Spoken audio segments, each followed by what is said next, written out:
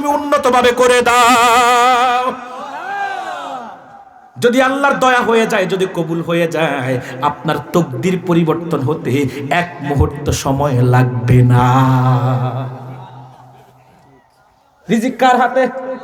না লিটন দেওয়ানের হাতে, নাকি খাজা বাবার হাতে? আল্লাহর ওলিদের মাজারে যাইও কোনো কিছু চাইতে পারবেন না, এটাও শিরিক। মাজারে যায় কিছু চাইবেন না, তবে মাজার ওয়ালার উসিলা দিয়ে চাইবেন। বন্ড যারা আছে, বেদাতি, মাজার পূজারি, মুশরিক, এরা যাইয়া কয় খাজা বাবা ছেলে দাও, মেয়ে দাও। আবার কো পীর সাহেব এটা দিছে, ওটা দিছে। বেটা বন্ড, লাগামহীন কথা বলো কেন? তোদের কারণেই তো আহলে হাদিসরা পীর মুরিদির বিরুদ্ধে কথা বলার সুযোগ পায়। বেদাতিরা পীর মুরিদিকে এবং আহলুস সুন্নাতকে কলঙ্কিত করে ফেলেছে। আল্লাহর মাজারে যায় কোনো কিছু চাইতে পারবেন না, এটা শিরিক। তবে চাইবেন আল্লাহর কাছে, ওলিকে উসিলা বানাবেন। শাহজালালের দরগায় যখন যাইবেন, খাদেম তো বৈশা রয়েছে টাকা হাতিয়ে নেওয়ার জন্য। কি আনছেন দিয়ে দেন, আগরবাতি, মোমবাতি, টাকা পয়সা, মান্নত। বলে না, আমার একদিন কইছে, আমি কি তুই মানুষ চিনিস না? এমনি আপনি মানুষ চিনেন না যে আপনি কার কাছে চাইছেন? আপনি কি ভাবছেন যে আমি বোকা শোকার মতো দিয়ে দিব?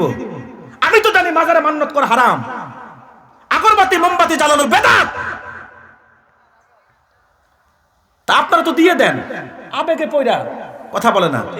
কি করে ওইগুলা দিয়া? মাদ্রাসা যেটা আছে ওটা চালায়? মোটেও না। এই যে খাদেম খুদ্দাম যারা আছে ভাগসাক করে খায়। আচ্ছা, শাহজালাল রহমতুল্লাহ কি টাকা নেয়? তো দিবেন কেন সেখানে গিয়ে টাকা?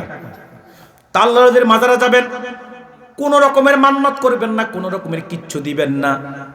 সোজা যাবেন অজু করে পবিত্র অবস্থায়, আল্লাহর মাজারে যাবেন, তিনার বুক বরাবর গিয়ে দাঁড়াবেন। কথা বলছেন না কেন? সম্ভব হলে ক্যাবলামুখী হবেন, নতুবা দরকার নাই। যে কোনো একমুখী হলে দোয়া করলেই চলবে, কারণ দোয়ার নির্দিষ্ট কোনো ক্যাবলা লাগে না। কথা বলছেন না কেন? দোয়ার ক্যাবলা হলো ব্যক্তি। কথা বলে না। এখন বুক বরাবর দাঁড়াবেন, ইস্তেগফার পড়বেন, সূরা ফাতিহা পড়বেন, সূরা ইখলাস পড়বেন। আরো কিছু বিশেষ সূরা আছে, বিশেষ আমল আছে, পারলে পড়বেন, না পারলে থাক। এবারে কয়েকবার দুরূদ শরীফ পড়ে আল্লাহর কাছে হাত তুলবেন। আল্লাহ, আমি তোমার বান্দা, এখানে যিনি শুয়ে আছে তিনিও তোমার সাধারণ কোনো বান্দা না, তোমার বন্ধু ওলিউল্লাহ। তোমার ওলির মাজারের পাশে দাঁড়িয়ে তোমার কাছে তোমার ওলির উসিলা দিয়ে চাচ্ছি। আল্লাহ, তোমার ওলির উসিলা আমার এই দোয়াগুলা কবুল করে নাও। এটা ঠিক আছে, কিন্তু ওলির কাছে চাইবেন বাবা শাহজালাল ছেলে দাও, মেয়ে দাও, এটা সম্পূর্ণ শিরিক। এই জন্য রিজিক, ভবিষ্যৎ সবকিছু একমাত্র আল্লাহর হাতে। যা কিছু প্রয়োজন চেয়ে নিবেন, আল্লাহর কাছ থেকে কি রাজি আছে? কষ্ট হচ্ছে আপনাদের? তাহলে কয়টা জ্ঞান আল্লাহ ছাড়া কেউ জানে না? প্রথমটা কি ভুলে গেছেন? কিয়ামতের আলোচনা। কিয়ামত, প্রথমটা হলো কিয়ামত কবে হবে আল্লাহ ছাড়া কেউ জানে না। দ্বিতীয়টা হলো বৃষ্টি, তৃতীয়টা হলো গর্ভাশয়ে, চতুর্থটা হলো রিজিক, আল্লাহ ছাড়া কেউ জানে না। এবার পঞ্চম যেটা আল্লাহ ছাড়া কেউ জানে, আল্লাহ তাআলা বলেন, ওমা তাদরি নাফসুম বিআইয়ি আরদিন তামুত। কে কোন দেশে মৃত্যুবরণ করবে সেটা আল্লাহ ছাড়া কেউ জানে না। যদি জানতো যাবে লন্ডন, ভালো মানুষ আসবে কফিনে করে লাশ, ভুলেও তো তারে কেউ লন্ডন পাঠাতে পারতো না। যদি সিএনজি চালক জানতো আজকে সিএনজি নিয়ে বের হলে মেন রোডে উঠলে ট্রাকের সাথে ধাক্কা লেগে সে ফিনিশড, ভুলেও তো সে সিএনজি নিয়ে বের হতো না। যুবক যদি জানতো আজকে মোটরসাইকেল নিয়ে বের হলে কিছুক্ষণ পরেই তার মৃত্যু হয়ে যাবে, ভুলেও তো যুবক মোটরসাইকেল নিয়ে বের হতো না। আর হলো এত দ্রুত পাগলের মতো মোটরসাইকেল চালাতো না। কথা বলছেন না কেন? মানুষ জানে না কখন তার মৃত্যু হবে।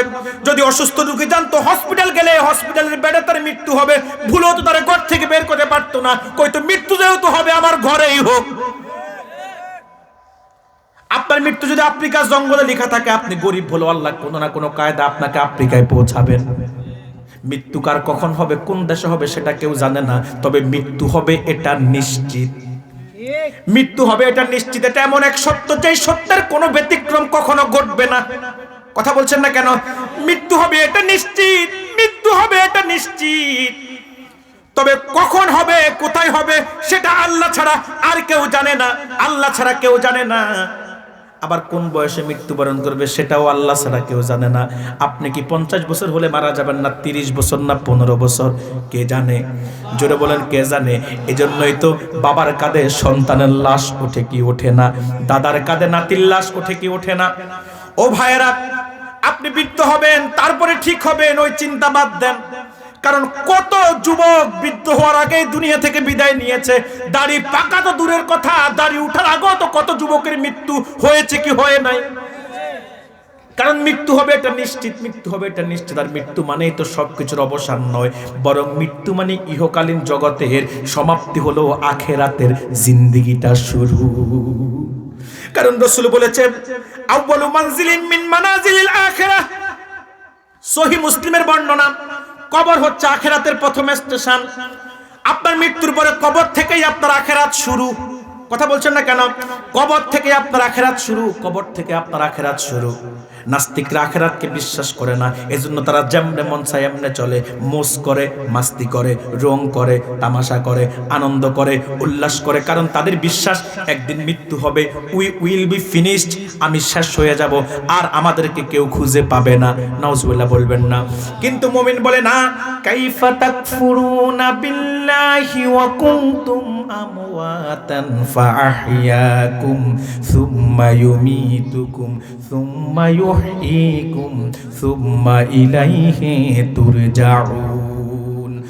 আল্লাহ বলে, তোমরা কেমন করে আল্লাহর কুদরতকে অস্বীকার করো? তোমরা ছিলে মৃত, আমি তোমাদেরকে জীবন দিয়েছি, আবার তোমরা মৃত্যুবরণ করবে, আবার তিনি তোমাদেরকে জীবন দিবেন। ইচ্ছাই হোক অনিচ্ছাই হোক আল্লাহর কাছে প্রত্যাবর্তন করতে হবে। যেহেতু এতটুকুন বিশ্বাস করেন, মৃত্যুর পরে যেহেতু আখিরাত শুরু, এটা বিশ্বাস করেন, তাহলে আগামীকাল ভালো হব এই নিয়ত না করে এখন থেকে ভালো হওয়ার সিদ্ধান্ত নেওয়া যায় কি যায় না? কারণ এমনও হতে পারে এই মাহফিলটা কারো জীবনের শেষ মাহফিল। কথা বলছেন না কেন? আজকে এখান থেকে আমি বাড়িতে যাব, এটা বলার অথরিটি আমার নাই। আমি বলতে পারবো না সিউড়ি দিয়ে আজকে এখান থেকে আমি বাড়িতে যেতে পারবো। কথা বলছেন না কেন? আগামীকাল পর্যন্ত আপনি বাঁচবেন, এটা বলতে পারবেন না আপনি গ্যারান্টি দিয়ে। কারণ কার দুয়ারে কখন মালাকুল মউত হাজির হবে সেটা আল্লাহ ছাড়া কেউ জানে না, আল্লাহ ছাড়া কেউ জানে না। অতএব আসুন না, আমরা যে আল্লাহ আমাদেরকে সৃষ্টি করেছেন আবার মৃত্যুর মাধ্যমে আমাদের দুনিয়ার জিন্দেগির সমাপ্তি করবেন, আসুন দুনিয়াতে আল্লাহ যে উদ্দেশ্যে আমাকে আপনাকে সৃষ্টি করেছেন তার দাসত্বের জন্য, তার গোলামির জন্য। আল্লাহ বলেন, ওমা খলাকতুল জিন্না ওয়াল ইনসা ইল্লা লিয়াবুদুন। আমি জিন আর মানুষকে সৃষ্টি করেছি আমার গোলামির জন্য, আমার দাসত্বের জন্য। আসুন সিদ্ধান্ত নেই, যেহেতু মৃত্যুর যে কোনো সময় হয়ে যাবে, আসুন সিদ্ধান্ত নেই মৃত্যুর জন্য এখন থেকে প্রস্তুতি গ্রহণ করি, যে আগামীকাল নয় এখন থেকে আমি তওবা করছি, অতীতের সব ভুলের জন্য আল্লাহর কাছে পানা চাই, এবং আগামী মুহূর্ত থেকে একটা আল্লাহর হুকুমের খেলাফ কাজ আমি করব না। আল্লাহ এবং রাসূল যা কিছু নিষেধ করেছে আমি ছেড়ে দিব। তার মানে আজ থেকে আমি মৃত্যুর জন্য প্রস্তুত, আমি কবরের জন্য প্রস্তুত, আল্লাহর সামনে দাঁড়ানোর জন্য কি? কারণ মৃত্যু আমার যে কোনো মুহূর্তে হতে পারে, বৃদ্ধকালে হবে এটা কোনো সিদ্ধান্ত নিশ্চিত না। তো আল্লাহ তাআলা বলেন, পঞ্চম যে জ্ঞানটা আল্লাহর কাছে আছে সেটা হচ্ছে মৃত্যু কার কখন হবে সেটা আল্লাহ ছাড়া কেউ জানে না। কয়টি জ্ঞান মোট বলুন? 5টি জ্ঞান, যে 5টি জ্ঞান শুধু আল্লাহর কাছে আছে, আর কেউ বলতে পারবে না। যা কিছু বলেছি, যা কিছু শুনেছি, ভুল ত্রুটি হয়ে থাকলে আল্লাহ মাফ করে দিক। প্রত্যেকটা কথা আল্লাহ তাআলা আমাদেরকে আমল করার তৌফিক ভিক্ষা দান করুক, বলি আল্লাহুম্মা আমিন। সাদাকাল্লাহুল আযীম ওয়া সাদাকা রাসূলুহুন নাবিয়্যুল কারীম ওয়া নাহনু আলা যালিকা মিনাশ শাহিদিন ওয়াশ শাকিরিন ওয়াল হামদু লিল্লাহি রাব্বিল আলামিন। আমি একটু বিলাস শরীফ পড়ব সংক্ষেপে, তারপরে মুক্তাসার একটু মোনাজাত করব। যেহেতু মুসাফির, কি আমার সাথে মোনাজাতটা করবেন তো ইনশাআল্লাহ, নাকি এখন উঠে শুরু করবেন? তাহলে এর আগে একটু আবদার করব আপনাদের কাছে, আপনাদের মসজিদের জন্য আমাকে ভাই রিকোয়েস্ট করেছে, কি কাজ চলতেছে